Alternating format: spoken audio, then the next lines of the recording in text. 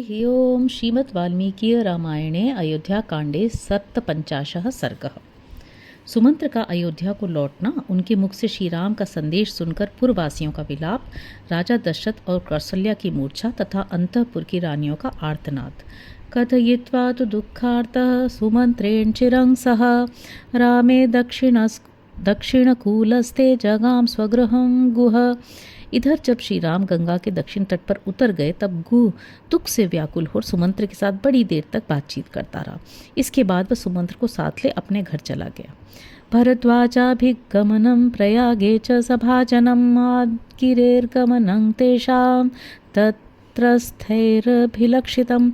श्री रामचंद्र जी का प्रयाग में भरद्वाज के आश्रम पर जाना, मुनि के द्वारा सत्कार पाना तथा चित्रकूट पर्वत पर पहुंचना, ये सब वृतांत श्रृंगवेर के निवासी गुप्तचरों ने देखा और लौटकर गुह को इन बातों से अवगत कराया। अनुज्ञात सुमंत्रोऽथ योजयित्वा हयोत्तमान् अयोध्यामेव नगरीं प्रययो गाढदुर्मनाः। इन सब बातों को जानकर सुमंत्र गुह से विदा ले अपने उत्तम घोड़ों को रथ में जोतकर अयोध्या की ओर ही लौट पड़े। उस समय उनके मन में बड़ा दुख हो रहा था। सवनानि सुगंधीनि सरितश्च सरासि च पश्यन् यत्तो ययौ शीघ्रं ग्रामाणि नगराणि च। वे मार्ग में सुगंधित वनों, नदियों, सरोवरों, गांवों, नगरों को देखते हुए बड़ी सावधानी के साथ शीघ्रतापूर्वक जा रहे थे। ततः साया न समये द्वितीये हनिसारथि अयोध्या समनुप्राप्य निरानंदा ददर्शः। श्रृंगवेरपुर से लौटने के दूसरे दिन सायकाल में अयोध्या पहुंचकर उन्होंने देखा सारी पुरी आनंद शून्य हो गई है। सशून्यमिव निःशब्दां दृष्ट्वा परम दुर्मनाः सुमंत्रश्चिन्तयामास शोक वेग समाहत। वहाँ कहीं एक शब्द भी सुनाई नहीं देता था। सारी पुरी ऐसी नीरव थी मानो मनुष्यों से सूनी हो गई हो। अयोध्या की ऐसी दशा देखकर सुमंत्र के मन में बड़ा दुख हुआ। वे शोक के वेग से पीड़ित हो इस प्रकार चिंता करने लगे। कच्चिन्न सगजा साश्वा सजना सजनाधिपा राम संताप दुखेन दग्धा शोकाग्निना पुरी। कहीं ऐसा तो नहीं हुआ कि श्री राम के विरह जनित संताप के दुख से व्यथित हो हाथी, घोड़े, मनुष्य और महाराज सहित सारी अयोध्यापुरी शोकाग्नि से दग्ध हो गई हो। इति चिंता परस्सूतो वाजिभिः शीघ्रयायिभिः नगरद्वारमासाद्य त्वरितः प्रविवेशः। इसी चिंता में पड़े हुए सारथी सुमंत्र ने शीघ्रगामी घोड़ों द्वारा नगर द्वार पर पहुंचकर तुरंत ही पुरी के भीतर प्रवेश किया। सुमंत्रम भीधावंत शतशोथ सहस्रशः क्व राम इति पृच्छन्त सूतमभ्यद्रवन्नराः। सुमंत्र को देखकर सैकड़ों और हजारों पुरवासी मनुष्य दौड़े आए और श्री राम कहाँ हैं यह पूछते हुए उनके रथ के साथ साथ दौड़ने लगे। तेषां शंशस गंगायामहमापृच्छ्य राघवम् अनुज्ञातो निवृत्तोऽस्मि धार्मिकेण महात्मना ते तीर्णा इति विज्ञाय बाष्पपूर्णमुखा नराः अहोधिगिति निश्वस्य हा रामेति विजुकृशः। उस समय सुमंत्र ने उन लोगों से कहा, सज्जनों, मैं गंगा जी के किनारे तक श्री रघुनाथ जी के साथ गया था। वहाँ से उन धर्मनिष्ठ महात्मा ने मुझे लौट जाने की आज्ञा दी, अतः मैं उनसे विदा लेकर यहाँ लौट आया हूँ।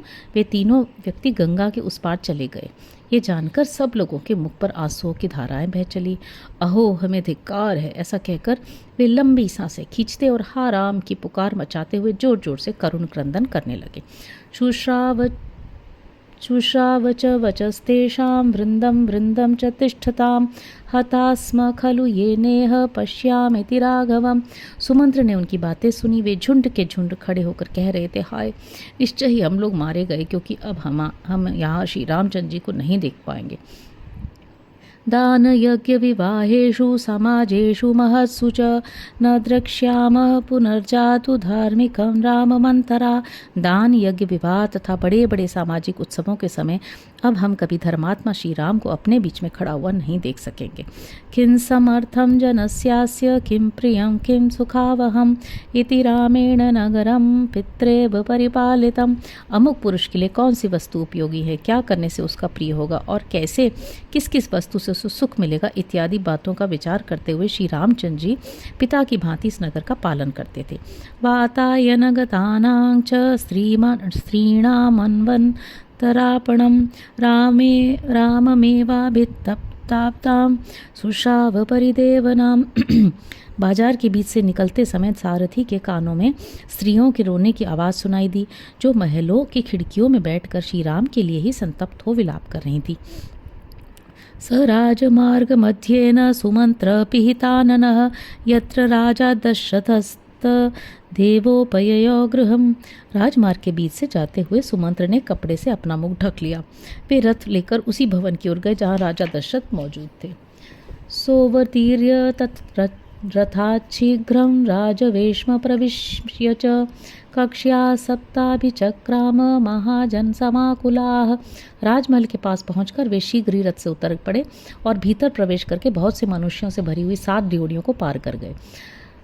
हम्यर्विर्मानैः प्रासादैर्वेक्ष्याथ समागतं हाहाकारकृता नार्यो रामादर्शनकर्षिताः। धनियों की अट्टालिकाओं, 7 मंजिले मकानों तथा राजभवनों में बैठी हुई स्त्रियां सुमंत्र को लौटा हुआ देख श्री राम के दर्शन से वंचित होने के दुख से दुर्बल हो हाहाकार उठी। आयतैर्विमलैर्त्रैर्षुवेगपरिप्लुत्य आयतैर्विमलैर्नेत्रैर्षुवेगपरिप्लुतैः अन्योन्यमभिवीक्षन्ते व्यक्तमार्ततरा स्त्रियः। उनके कज्जल आदि से रहित बड़े बड़े नेत्र आंसुओं के वेग में डूब गए थे। वे स्त्रियां अत्यंत आर्त होकर अव्यक्त भाव से एक दूसरे की ओर देख रही थीं। ततो दशरथ श्रीणां प्रासादेभ्यस्ततस्ततः रामशोकाभितप्तानां मंदं शुश्राव जल्पितम्। तदनंतर राजमहलों में जहाँ तहाँ से श्री राम के शोक से संतप्त हुई राजा दशरथ की रानियों के मंद स्वर में कहे गए वचन सुनाई पड़े। सह रामेण निर्यातो विना राममिहागतः सूतः किं नाम कौसल्यां क्रोशन्तीं प्रतिवक्ष्यति। ये सारथी सुमंत्र श्री राम के साथ यहाँ से गए थे और उनके बिना ही यहाँ लौटे हैं। ऐसी दशा में करुण क्रंदन करती हुई कौसल्या को ये क्या उत्तर देंगे। यथा च मन्ये दुर्जीवमेवं न सुकरं ध्रुवम् आच्छिद्य पुत्रे निर्याते कौसल्या यत्र जीवति। मैं समझती हूँ जैसे जीवन दुख जनित है, निश्चय ही उसी प्रकार इसका नाश भी सुकर नहीं है। तभी तो न्यायतः प्राप्त हुए अभिषेक को त्याग कर पुत्र के वन में चले जाने पर भी कौसल्या अभी तक जीवित है। सत्य रूपं तु तद्वाक्यं राजस्त्रीणां निशामयन् प्रदीप्त एव शोकेन प्रविवेश सहसा गृहम्। रानियों की यह सच्ची बात सुनकर शोक से दग्ध से होते हुए सुमंत्र ने सहसा राजभवन में प्रवेश किया। सप्रविश्याष्टमीं कक्ष्यां राजानं दीनमातुरं पुत्र शोक परित्यूनमपश्यत पांडुरे ग्रहे। 8वीं ड्योढ़ी में प्रवेश करते उन्होंने देखा राजा एक श्वेत भवन में बैठे और पुत्र शोक से मलिन, दीन और आतुर हो रहे हैं। अभिगम्यतमासीनं राजानमभिवाद्य च सुमंत्रो रामवचनं यथोक्तं प्रत्यवेदयत्। सुमंत्र ने वहाँ बैठे हुए महाराज के पास जाकर उन्हें प्रणाम किया और उन्हें श्री रामचंद्र जी की कही हुई बातें ज्यों की त्यों सुना दी। स तूष्णीमेव तच्छ्रुत्वा राजा विद्रुतमानसः मूर्छितो न्यपतत् भूमौ राम शोकाभिपीडितः। राजा ने चुपचाप ही वह सुन लिया। सुनकर उनका हृदय द्रवित हो गया। फिर वे श्री राम के शोक से अत्यंत पीड़ित हो मूर्छित होकर पृथ्वी पर गिर पड़े। ततोऽन्तःपुरमाविद्धं मूर्छिते पृथिवीपतौ उच्छ्रित्य बाहु शुक्रोश नृपतौ पतिते क्षितौ। महाराज के मूर्छित हो जाने पर सारा अंतःपुर दुख से व्यथित हो उठा। राजा के पृथ्वी पर गिरते ही सब लोग दोनों बाहें उठाकर जोर जोर से चित्कार करने लगे।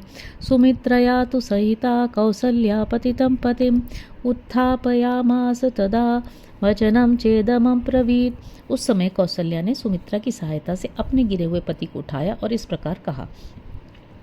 इमं तस्य महाभागदूतं दुष्करकारिणः वनवासादनुप्राप्तं कस्मान्न प्रतिभाषसे। महाभाग, ये सुमंत्र जी दुष्कर कर्म करने वाले श्री राम के दूत होकर उनका संदेश लेकर वनवास से लौटे हैं। आप इनसे बात क्यों नहीं करती हैं। अद्ये मनयं कृत्वा व्यपत्रपसि राघव उत्तिष्ठ सुकृतं तेस्तु शोके न स्यात् सहायता। रघुनंदन, पुत्र को वनवास दे देना अन्याय है। यह अन्याय करके आप लज्जित क्यों हो रहे हैं? उठिए, आपको अपने सत्य के पालन का पुण्य प्राप्त हो। जब आप इस तरह शोक करेंगे तब आपके सहायकों का समुदाय भी आपके साथ ही नष्ट हो जाएगा। देव यस्या भयाद् रामं नानुपृच्छसि सारथिं नेह तिष्ठति कैकेयी विश्रद्धं प्रतिभाष्यताम। देव, आप जिसके भय से सुमंत्र जी से श्री राम का समाचार नहीं पूछ रहे हैं, वह कैकेयी यहाँ मौजूद नहीं है, अतः निर्भय होकर बात कीजिए। सा तथोक्त्वा महाराजं कौशल्या शोकलालसा धरण्यां निपपाताशु बाष्प विप्लुत भाषिणी। महाराज से ऐसा कहकर कौशल्या का गला भराया। आंसुओं के कारण उनसे बोला नहीं गया और वे शोक से व्याकुल होकर तुरंत ही पृथ्वी पर गिर पड़ी। विलपन्तीं तथा दृष्ट्वा कौसल्यां पतितां भुवि पतिं चावेक्ष्यता सर्वा समन्तात्रुरुधे स्त्रिय। इस प्रकार विलाप करती हुई कौसल्या को भूमि पर पड़ी देख और अपने पति की मूर्छित दशा पर दृष्टिपात करके सभी रानियां उन्हें चारों ओर से घेर कर रोने लगीं। ततस्ततमन्तपुरनादमुत्थितं समीक्ष्य वृद्धास्तरुणाश्च मानवा स्त्रियश्च सर्वा रुरुदः समन्ततः पुरं तदासीत् पुनरेव संकुलम। अंतःपुर से उठे हुए इस आर्तनाद को देख सुनकर नगर के बूढ़े और जवान पुरुष रो पड़े।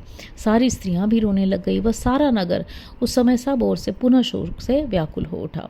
इत्यार्षे श्री रामायणे वाल्मीकि आदि काव्य अयोध्या कांडे सप्तपंचाशः सर्ग।